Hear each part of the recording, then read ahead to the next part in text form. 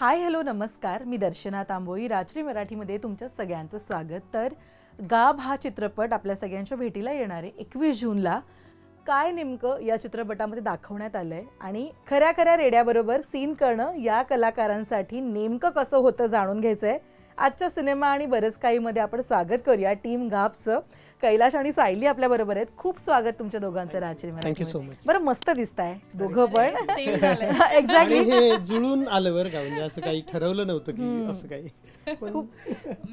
खूप भारी. जेव्हा पोस्टर लॉन्च झालं होतं ना तेव्हा आपण भेटलो होतो या चित्रपटासाठी आणि आता सिनेमा येतो 21 तारखेला. खरं तर या चित्रपटाचं करावं तितकं कौतुक कमी आहे, कारण जेव्हा ट्रेलर आपण बघतो सुरुवातीला एक स्लेट येते जी पूर्ण भरली आहे पुरस्कारांनी. इतके पुरस्कार या चित्रपटाला मिळालेत. कैलाश आणि सायली, तुमच्या दोघांकडनं मला ऐकायला आवडेल, इतक्या सुंदर चित्रपटाचा भाग होणं, ज्याला इतकं अप्रिशिएट केलं गेलं रिलीज व्हायच्या आधी, ही कलाकार म्हणून आपल्या वाटायला येणाऱ्या कामांमुळे किती ओव्हरवेल्मिंग फिलिंग देणार आहे? फिलिंग तर खरंच खूप भारी आहे, कारण माझा पहिला सिनेमा आहे आणि त्याला इतके सारे पुरस्कार मिळालेले आहेत आणि कान्समध्ये फिल्म गेलेली आहे, खूप गौरवान्वित केली गेली आहे तिथे फिल्म. तर मी खूप एक्साइट आहे आणि 21 तारखेला सिनेमा येतोय. 3 दिवस राहिलेत फक्त आता. तर जेवढी एक्साइटमेंट आहे तितकी जास्त मी नर्वस पण आहे आता आतून. कैलाश? नाही, निश्चितच छान वाटतंय. सगळ्यात महत्त्वाचं म्हणजे कुठल्याही आर्टिस्टला त्याचा हिरो असलेला सिनेमा जेव्हा लागतो थिएटरमध्ये तर निश्चितच ती आनंदाची गोष्ट आहे आणि माझ्यासाठी ती आहेच. मी पण आहे, प्रचंड एक्सायटेड आहे. मी नर्वस वगैरे नाही आहे. मला माहिती आहे माझा एक ठरलेला ऑडियन्स आहे, तो येणार आहे, तो सिनेमा बघणार आहे. त्यामुळे मी खूप असं विश्वास आहे मला की लोक बघणार आहेत सिनेमा. पण नावच फार सुंदर आहे या चित्रपटाचं, गाभ. खरं तर ना खूप अर्थ आहे त्या एका शब्दामध्ये. तुम्ही दोघांनी जेव्हा या चित्रपटाची स्क्रिप्ट पहिल्यांदा ऐकली आणि तुम्हाला नाव कळलं, सगळ्यात जास्त एक्साइटिंग करणारं किंवा आपण म्हणतो ना की मला ही गोष्ट खूप आवडली त्याबद्दलची म्हणून मी नाही या प्रोजेक्टमध्ये, ते काय होतं? जेव्हा गाभ हे नाव ऐकलं सुरुवातीला तर मी पहिला प्रश्न विचारला की गाभ म्हणजे एक्झॅक्ट काय, किंवा गाभ असं कसं नाव आहे. गाव ऐकतो आपण किंवा अजून काहीतरी, गाभ काय असतं. मग माझे डायरेक्टर म्हणाले की गाभ म्हणजे मीटिंग प्रोसेस आणि त्यातून काहीतरी नवीन निर्माण होणं, दॅट इज कॉल्ड गाभ असं. तर मग मी म्हटलं ओके. माझी इन होण्याची प्रोसेस अशी आहे की मी आधी ऑडिशन केले होते याच्यासाठी आणि ऑडिशनमध्ये मला सीन्स आले होते. सो जेव्हा मी ऑडिशन करत होते तेव्हा प्रत्येक सीन हा मला फार एक्साईट करत होता आणि म्हटलं आतापर्यंत अनेक चित्रपट आपण पाहिलेत, म्हणजे जे रोमॅन्टिक, हॉरर, थ्रिलर आणि असं, म्हटलं रेडा आणि म्हशीला घेऊन रोमॅन्स होतोय. तर ते मला फार एक्साईट करणार होतं. मी जेव्हा माझ्याकडे ही स्क्रिप्ट आली, अनुप जत्रातकर जे सिनेमाचे दिग्दर्शक आहेत, आता ते टेक्निकल गोष्टींमुळे सोबत नाही येत आपल्या, कारण सिनेमा तोंडावर आला आहे. अनुप सोबत हवा होता खरं म्हणजे आता लगेच इथे. तर अनुपने ही गोष्ट लिहिली, अनुप जत्रातकर, आणि मंगेश घोटुरे जो की अगदी तरुण निर्माता आहे कोल्हापूरचा आणि त्याने ही निर्मिती केली आहे.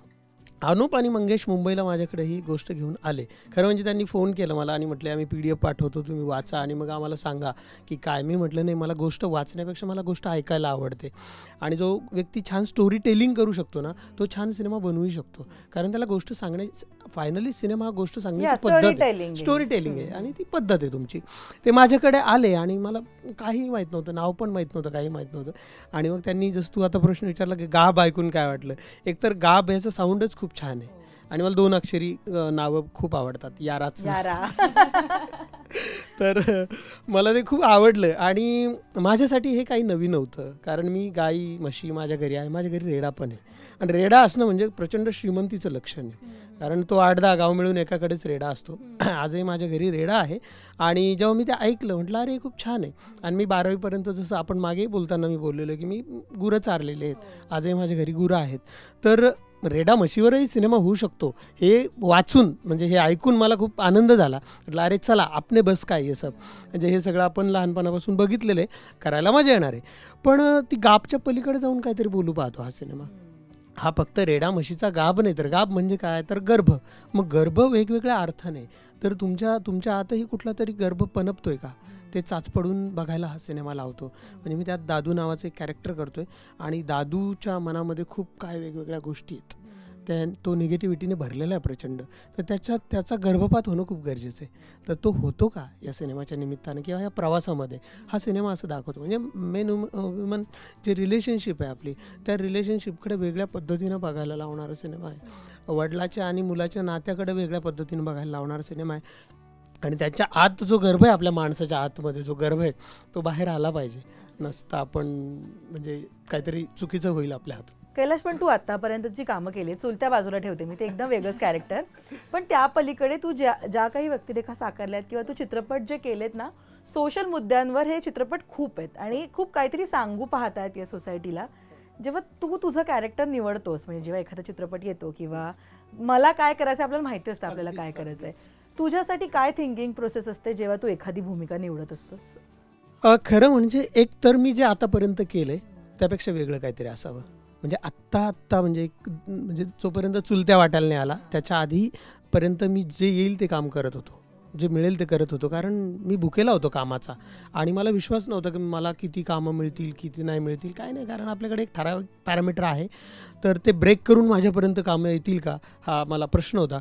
पण नंतर मला कळायला लागलं की लोक आपल्यावर विश्वास दाखवतात, आपल्या कामावर विश्वास दाखवतात आणि काहीतरी आहे जे आपल्याला घेऊन जाते पुढे हळूहळू आपल्या कामातून. मग मी ठरवलं की मला जे मी करत आलो आतापर्यंत ते करायचं नाही, काहीतरी वेगळं करायचं आहे. आणि दुसरी गोष्ट मी काय बघतो, तर मी बघतो की त्यातून काहीतरी चांगला मेसेज जातो ना, म्हणजे काहीतरी सकारात्मक घडतंय ना, कारण शेवटी साहित्याचं प्रयोजन असेल, कवितेचं प्रयोजन असेल, सिनेमाचं प्रयोजन असेल, हे समाजाला चांगली दिशा देणं असतं आणि ते जर आपल्या कलाकृतीतून होत असेल किंवा माझ्या रोलमधून होत असेल तर मला निश्चित आवडेल. मी ते बघतो थोडंसं. खूप मस्त. सायली, पण तुझ्यासाठी पहिलाच प्रोजेक्ट म्हणजे गोष्टी जरा नवीन आणि असे कलाकार ज्यांनी काम केलंय आधी आणि म्हणजे भारी कलाकार ऍक्च्युली, पण ती खरं बोलते. नाही, सायलीचं खरंच कौतुक मला काय वाटतं माहिती की तिच्याकडनं मी शिकतोय खूप गोष्टी. अरे खरंच, ती खरंच ना एवढी गुणी आणि गोड पोरगी ती, म्हणजे ती अजिबात स्वतःच्या विश्वात रमणारी पोरगी नाहीये, ती वेचते ती प्रत्येक गोष्ट. ऍक्च्युली असे कोस्टार असावेत ना. हा, आणि ती माहिती का, ती लगेच तुमचं श्रेय तुम्हाला देते, ती ते श्रेय घेऊन खांद्यावर मिरवत नाही, एवढी छान पोरगी आहे. पण ही संपूर्ण प्रोसेस सायली तुझ्यासाठी कशी होती? विषय खरंच खूप सुंदर आहे, वेगळा विषय, नवीन टीम आणि एक अटमॉस्फिअर असतं ना जे आपण पहिल्यांदा काम करत असतो. कसं होतं ते सगळी प्रोसेस तुझ्यासाठी कशी होती? प्रोसेस खरं तर इंटरेस्टिंग होती, कारण सुरुवातीला जेव्हा स्क्रिप्ट आली तेव्हा मला खूप भीती वाटली होती. अरे बापरे, रेडा आणि असं विसं काम सगळं करायचं आहे, आणि माझं कधीच प्राण्यांसोबत जुळून आलेलं नाही आहे. म्हणजे मी फार कॅट लवर आहे, पण असं कुत्रे किंवा असं काही मला प्रेम बीम नाही आहे. आणि अचानक कळलं की रेड्यासोबत काम करायचं आहे. नाही, मी खरं सांगू का, मला सेटवर गेल्यावर कळलं की कैलाश तिकडे असं. तर त्याचं 1-2 दिवसांचं माझं ट्रेनिंग झालं, जे फार एक्साईट होतं करणारं. तिथल्या माणसांनी मला खूप कोऑपरेट केलं त्यासाठी. भाषा नवीन होती, कोल्हापुरी भाषा मला येत नाही, तर मग कोल्हापूरची भाषा शिकले त्या काही प्रोसेसमध्ये. तिथला वावर, शेतात मी कधी गेलेली मुलगी नाही आहे, कारण मी दादर विभागात राहिलेली मुलगी आहे आणि इथलं कल्चर फारच वेगळं आहे. कोल्हापूर हा एक ड्रास्टिक चेंज होता माझ्यासाठी. मग तिथे वावरणं, ते लर्न करणं, लँग्वेज लर्न करणं, आणि हे सगळं खूप फास्ट करायचं होतं.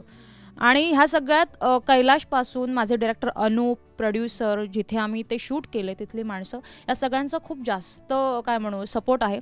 आणि ऑफकोर्स मी नाटकातून आलेले, म्हणजे कीर्ती कॉलेजमधून माझं ग्रॅज्युएशन आणि नाटक झालेलं आहे. सिडनेमला मी एकांका केली, तिथे मला सवाई मिळालं होतं. त्यामुळे ग्रास्पिंग पॉवर जी असते ना नाटकामुळे, ती तुमच्यात फार स्पीडने वाढत असते आणि तुम्ही हवरे असता प्रत्येक गोष्ट जाणून घेण्यासाठी की मला हे पण हवं आहे, मला हे पण हवं आहे. ते कॅरेक्टर किती चांगलं होईल आणि मी माझे किती बेस्ट देईन. सो ह्यासाठी माझी सगळी तडफड तेव्हा चालू होती. तू आता म्हणालीस की रेड्याबरोबर 2 दिवस ट्रेनिंग झालं. साधारणपणे मी असं ऐकलंय की या सिनेमासाठी आमचे वर्कशॉप झाले. काहीतरी पहिल्यांदा ऐकतेय. खरं सांगू का, वर्कशॉप झाले होते, पण ते माझ्यासोबत नाही, आधी ज्या मुलीचं कास्टिंग झालं होतं तिच्यासाठी झाले होते. 10 दिवसांचं वर्कशॉप झालं होतं. एक्सक्लुझिव्ह मिळालंय रेड्याबरोबर. आणि ज्या दिवशी मी पहिल्यांदा गेले तर मी सेटवर अशी फुल हुडी, असं मोठंवाला baggy type, baggy jeans, shoes बीज घालून अशी मी गेले होते. आणि आमचे DOPने मला बघितलं आणि म्हणाले, ही काम करणार आहे का? तर डायरेक्टर म्हणाले हो. म्हणा, अरे बापरे, शक्य नाही आहे सर, काय हिला काय चालता पण येत नाही नीट, ही काय मुंबईची चाल आहे ही, कोल्हापूरची चाल नाही आहे. मग मला थोडं ते लागलं. तेव्हा म्हटलं नाही, आपण आता रुळलं पाहिजे ह्याच्यामध्ये आणि पटपट ग्रास्प केलं पाहिजे. सो रेडा म्हणजे आमचा रेडा खूप जास्त कोऑपरेट करणार होता, रेडा आणि म्हैस. पण तू आधीपासून म्हणजे लहानपणापासून हे बघितल्यामुळे तुझ्यासाठी सोपं होतं का तुझ्यासाठी कठीण होतं? कारण आपलं एक मैत्री असते, जे प्राणी आपल्या घरात असतात, अचानक सेटवर सुद्धा ते असतात आणि त्यांच्यासोबत सीन करायचे किंवा एक सुंदर गोष्ट सांगायची खूप खूप गोष्टी इन्व्हॉल्व्ह आहेत यामध्ये. कैलास, तुझ्याबद्दल सांगशील, तुझी प्रोसेस नेमकी कशी होती? नाही, एकतर मी प्राण्यांना लहानपणापासून हाताळत आलोय. प्राणी इतके हुशार असतात ना, माणूस विश्वास ठेवत नाही लवकर, प्राणी चटकन विश्वास ठेवतो माणसावर नाही, कुठल्याही गोष्टीवरती. तर मला अजिबात त्रास नाही झाला किंवा मला ते जड नाही गेलं. जड याचं गेलं की ते जे लहानपणापासून बघितलं होतं ते करत होतो, पण ते ॲक्टिंग करायची होती त्याची आणि ते कॅमेऱ्यासमोर करायचं होतं. त्यामुळे थोडं किंवा आता लाईट केलेला असतो याच पोर्शनमध्ये, याच्या बाहेर जाऊ द्यायचं नाही किंवा फ्रेमच्या बाहेर त्या रेड्याचं मुंडकं किंवा आपण पण आऊट होणार नाही याची काळजी घ्यायची. आणि रेडा हा प्रचंड शक्तिशाली असतो, तो कुठे आपल्याला ओढेल आणि कुठे घेऊन जाईल सांगता येत नाही. पण ही म्हणाली तसं तो रेडा खूप कॉपरेटिव्ह होता, म्हणजे तो शांत होता, खूप शांत, आणि तो माणसाळलेला होता रेडा, त्यामुळे त्याने अजिबात त्रास दिला नाही. त्यामुळे मला सोपं गेलं सगळं. ही गाभ हा चित्रपट आहे ना, ही गोष्ट काहीतरी सांगते आपल्याला, म्हणजे एक मेसेज देते, एक इमोशन्सची राईड आपण म्हणूया, कारण ह्याच्यामध्ये एक लव्ह स्टोरी सुद्धा आहे. मी बघते हिरोईनच्या डोळ्यामध्ये पाणी सुद्धा आहे, म्हणजे वेगवेगळे इमोशन्स आपण म्हणूया. एखादी अशी मुवमेंट असते ना जी आपल्याला ॲक्टरच्या पलीकडे ना एक माणूस म्हणून सुद्धा हळवी करणारी असते. भलेही आपण म्हटलं की इथं काही स्क्रिप्ट आहे तरी सुद्धा असतं कुठे ना कुठेतरी आपल्याला ते स्पर्श करून जाते. गाभबद्दल मला सांगा, या संपूर्ण स्क्रिप्टमधली, चित्रपटामधली कुठली मुवमेंट होती जी खूप टच करून गेली तुम्हाला? काय होतं नेमकं ते? खरं म्हणजे हा सिनेमा गाभ म्हणजे एक दादू नावाचा जो कॅरेक्टर आहे, माझं कॅरेक्टर आहे, त्याचा प्रवास आहे. त्याचा आणि त्याच्या बापाचं पटत नाही. का पटत नाही ते बघायला खऱ्या आयुष्यात पटतं ना तुझं? खऱ्या आयुष्यातही तितकंसं नव्हतं, म्हणजे माझी आणि आईची जास्त बॉन्डिंग होती. वडिलांचं माझं तितकंसं होत नव्हतं, कारण कुठल्याही खेड्यागावामध्ये वडील आणि मुलगा जास्त बोलत नाहीत. आईशीच तो बोलतो. वडिलांचा एक नकळत एक धाक असतो, हा एक काहीतरी असतं ते असं. वडील आणि मुलगा जवळजवळ नाही, हक करणं वगैरे तर कधी शक्यच नाही. मला आठवत नाही मी माझ्या वडिलांना कधी हक केलेले. तर सिनेमातलं बोलूयात आपण की दादूचं आणि त्याच्या वडिलांचं जमत नाही. तो त्याच्या मनात त्यांच्याविषयी काहीतरी आहे आणि ब्लेम करत राहतो सारखा वडिलांवरती. त्याला जे काही करायचं असतं ते झालं नाही त्यांच्यामुळे. आणि सिनेमा खूप पुढे जातो हळूहळू आणि मला एक गोष्ट रिअलाईज होते, आणि ती गोष्ट रिअलाईज झाल्यानंतर मला खूप ओक्साबोक्षी रडायला येतं. आणि सायमल्टेनियसली माझी आई आजारी होती तेव्हा, आणि आम्हाला थिएटरमध्ये असं शिकवलेलं की जेव्हा तुम्हाला ऑनस्क्रीन रडायचं असतं तेव्हा तुमच्या वैयक्तिक आयुष्यातल्या घटना आठवा आणि त्या रिलेट करा त्याच्याशी. म्हणजे हे तंत्र आहे. तर ते तंत्र इतकं डोक्यात बसलेलं आहे ना, ॲक्टिंगशी रिलेटेड काही गोष्टी ज्या डोक्यात इतक्या फिट आहेत की आपण ठरवलं नाही तर ते आपोआप जुळून जातं. स्टेरिंग जशी टर्नाले का वळते तसं ते होतं. आणि मला माहिती नाही, तर ते एकत्र झालं सगळं. आणि माझी आई पार बेडवरच होती त्या काळामध्ये जेव्हा मी शूट करत होतो तेव्हा. आणि मी जो काय ओक्साबोक्षी रडलो, आणि मी तासभर त्या सीनमधनं बाहेरच आलो नाही. म्हणजे एकतरी बरं होतं तो शेवटचा सीन होता. एव्ही डिरेक्टरने तो लावलाच तसा असेल की याच्यानंतर नको काही लावायला. तर तो मला खूपच, आणि तो जंगलात होता, मी एकटा असतो, आणि एकटा स्वतःशी एकरूप होणं जे असतं ना, पण त्याला डिरेक्टरने ट्रीटमेंट पण खूप छान दिलेली की तुम्हाला जेव्हा रिअलाईज होतं ना तेव्हा तुम्ही एकटे असता, आणि तेव्हा तेच रिअलाईज होणं असतं. म्हणजे अध्यात्माला पोहोचतोय माणूस तेव्हा जेव्हा तो एकटा असतो. तर तसं ते आहे. तर ती मुमेंट मी नाही विसरू शकत, कारण भारी होतं ते काहीतरी. टचिंग मुमेंट होती ही खूप. सायली? माझ्यासाठी शूटिंग दरम्यान असं नव्हता टचिंग सीन. एक होता जेव्हा जे ट्रेलरमध्ये की मी जेवणावरून उठून निघून जाते, तर तो सीन माझ्या रिअल लाईफमध्ये पण घडला होता एकेकाळी. सो तो मी अगदीच रिलेट करू शकत होते. लॉकडाऊन लागला आमच्या शूटनंतर, आणि माझ्या घरी एक घटना घडली. एकतर हणम्या जो आमचा रेडा आहे त्याच्यामुळे मी फार सेन्सिटिव्ह झाले होते. लॉकडाऊनमध्ये माझ्या घरी एक मांजर यायची रोज, आणि ती अचानक यायला लागली होती. तर तिला ते नाश्ता देणं, जेवण देणं, आणि आम्ही दोघीच बहिणी घरात, त्यामुळे मग कोणाला कोविड होईल काय होईल ती एक भीती मनात. महिनाभर ती मांजर घरी यायची, आम्ही दोघी त्या मांजरीशी बोलायचो, ती आमच्याकडे झोपायची, असं सगळं चालू होतं. आणि एक दिवशी आम्ही आठवड्याभराचा बाजार आणायला थोडी मुभा दिली होती, तर आम्ही बाजार आणायला गेलो आणि आमच्या लक्षात नाही आलं की ती मांजर आतमध्ये अडकली. आम्ही तासभर फिरून वगैरे आलो, दरवाजा उघडला आणि लक्षात आलं की तिने सगळं ते फाडून बिडून ठेवलं होतं, आमच्या उशा बिशा सगळं, आणि ती कासावीस झाली होती. तेव्हा मला असं फार रडायला आलं होतं की म्हटलं अरे यार आपण काय केलं याच्यासोबत. सो मला हणम्याचं जे रिलेशन किंवा त्याच्या प्रतीची जी सेन्सिटिव्हिटी होती ती मला तिथे फार रिलेट झाली लॉकडाऊनमध्ये. अगदीच. अनूप सर आज इथे या मुलाखतीमध्ये आले नाहीत, पण ॲक्च्युली ना अशी इतके सेन्सिटिव्ह गोष्ट किंवा इतकी इमोशनल गोष्ट प्ले करायची म्हणजे आपल्या डिरेक्टरचं वर्क, त्याचं आपल्याला आलेलं ब्रीफ खूप मॅटर करतं. सर असते तर मी त्यांना हा प्रश्न विचारला असता, पण तुम्हाला इथे विचारते गाबबद्दल अनूप सरांकडनं काय ते एक ब्रीफ आलं होतं तुम्हाला चित्रपटामध्ये काम करताना जे तुम्ही थ्रूआउट गाब पूर्ण होईपर्यंत फॉलो केलं? हे खूप चांगला प्रश्न आहे आणि अनूपबद्दल बोलायची संधी आहे मला. खरं तर जेव्हा मी स्क्रिप्ट आली माझ्याकडे आणि अनूपने मला गोष्ट ऐकवली तेव्हा मला असं वाटलं की अरे आजकाल सगळ्यांना चकचकीत सिनेमा बनवायचा आहे, सगळ्यांना जो की लगेच सगळ्यांना आवडेल आणि थिएटरला लगेच रन करेल धो असं वाटत असतं प्रत्येकाला, पण असं काही होत नसतं. पण असा करायचा आहे आणि हा माणूस काहीतरी रेडा म्हशीवर येऊन गोष्ट सांगतो, रॉ गोष्ट सांगतो एकदम, आणि त्यातल्या त्यात तो काहीतरी माणसाच्या आत साचले पण बाहेर काढू इच्छितो. म्हणजे आता एलकुंचवारांचं जर आपण बघितलं, साहित्य बघितलं किंवा सगळ्या मोठ्या साहित्यिकांचं बघितलं तर ते इन बिटवीन लाईन काहीतरी वेगळं सांगत असतात काहीतरी, तसं हा काहीतरी वेगळं सांगू पाहतोय. मग मी अनूपबद्दल विचारलं की अनूप काय करतो, मला माहितीच नव्हतं की अनूप कोण आहे.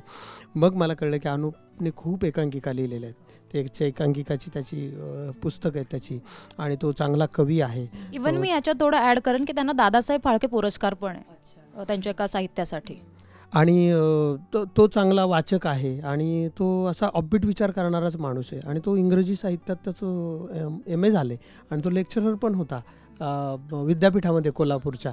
अरे बापरे म्हटलं, हे मला माहीतच नव्हतं. मग माझ्या लक्षात आलं की अरे हा का असा विचार करतोय वेगळ्या पद्धतीनं. राहायला ब्रीफ करण्याचा प्रश्न तर त्या गोष्टीतच एक ब्रीफ होतं आणि गोष्ट त्यानंच लिहिली असल्यामुळं त्याचं सांगणं तेच होतं, त्याचं जे म्हणणं होतं ना ते स्क्रिप्टमध्ये होतं. आता राहायला डिरेक्टरने ॲक्टरला सांगणं, तर खरं सांगतो म्हणजे अनूप असतात त्यानेही तेच सांगितलं असतं.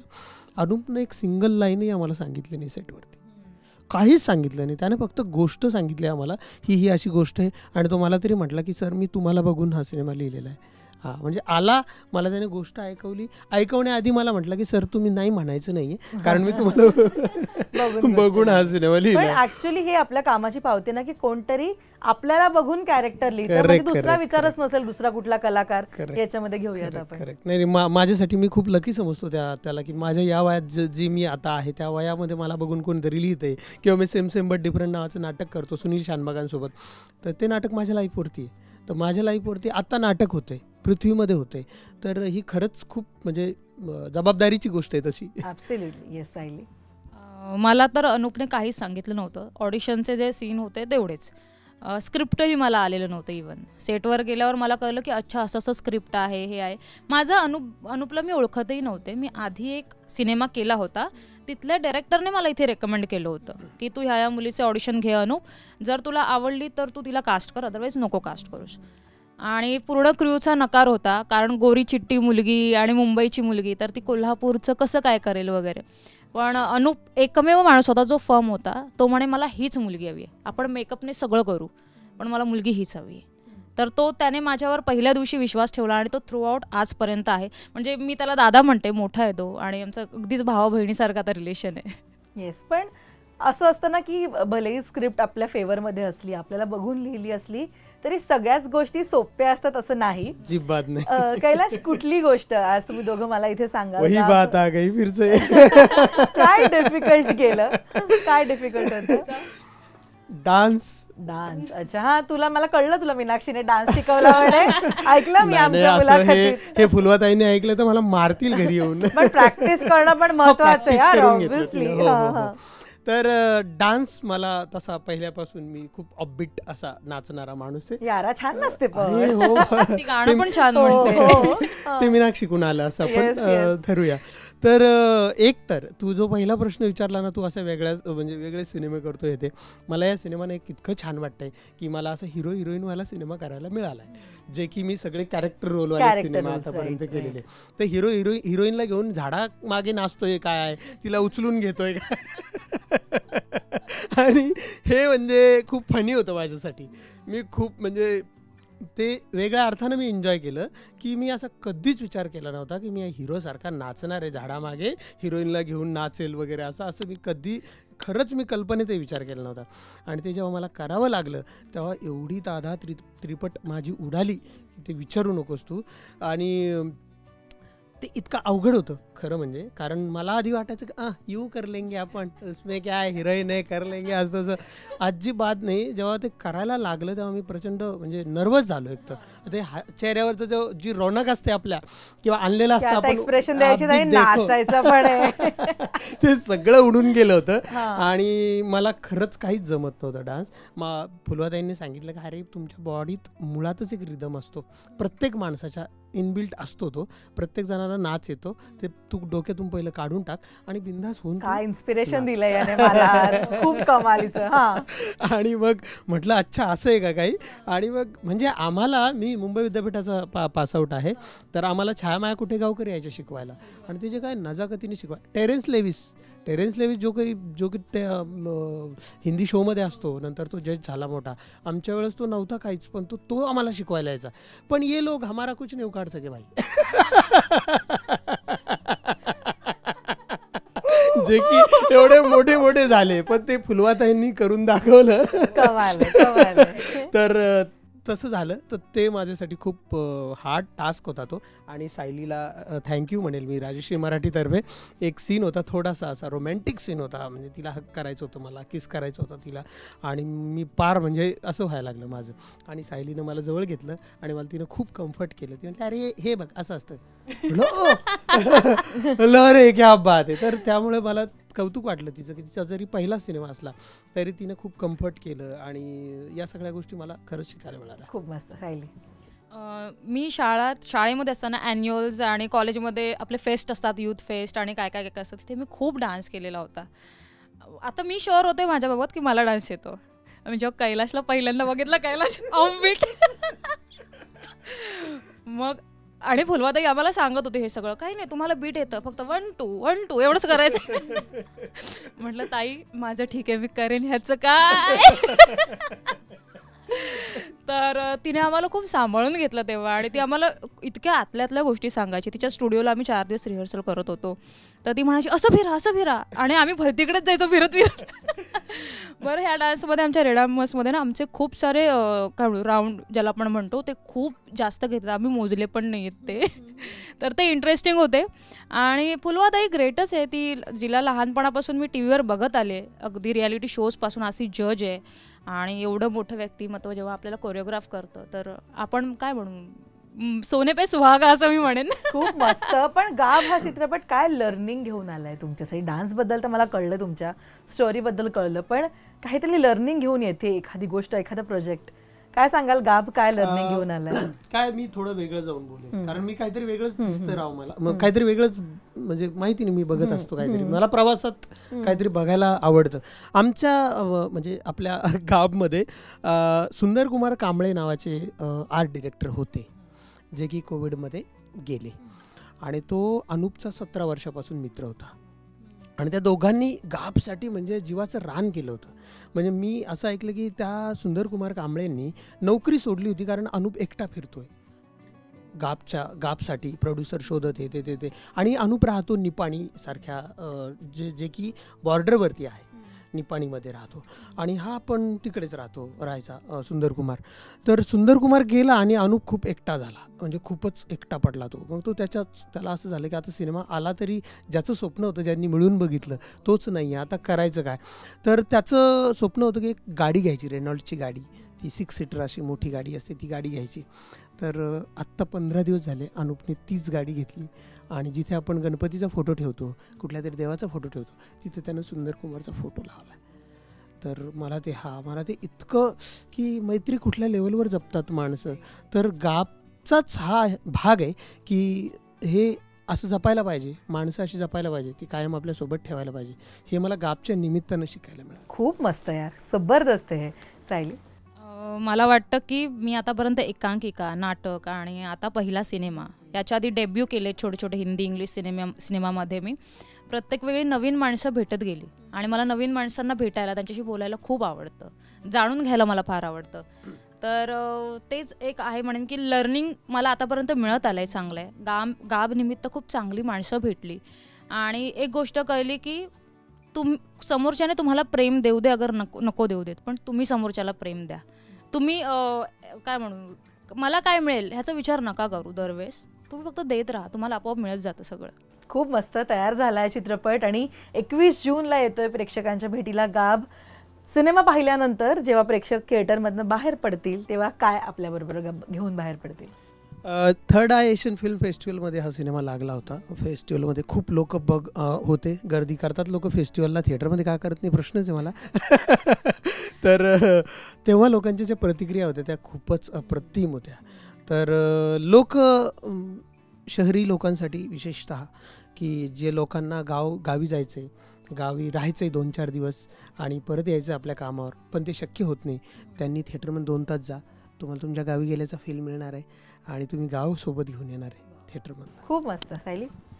मी म्हणेन की सेम जे कैलाश म्हणाला की आपण मुंबईसारख्या शहरांमध्ये राहतो किंवा पुण्यासारख्या शहरांमध्ये राहतो, त्यांना मी स्पेसिफिकली तेच सांगेन की 2 तास जा थिएटरमध्ये आणि गाव तुमचं अनुभवून या. खूप छान मस्त असं. आणि खूप एक्साइटमेंट आहे हा चित्रपट पाहण्याची. Thank मला you. सुद्धा बघायचा आहे हा चित्रपट. थँक्यू सो मच आणि खूप शुभेच्छा तुमच्या संपूर्ण टीमला या Thank you. चित्रपटासाठी. All the best. Thank you so much. Thank you.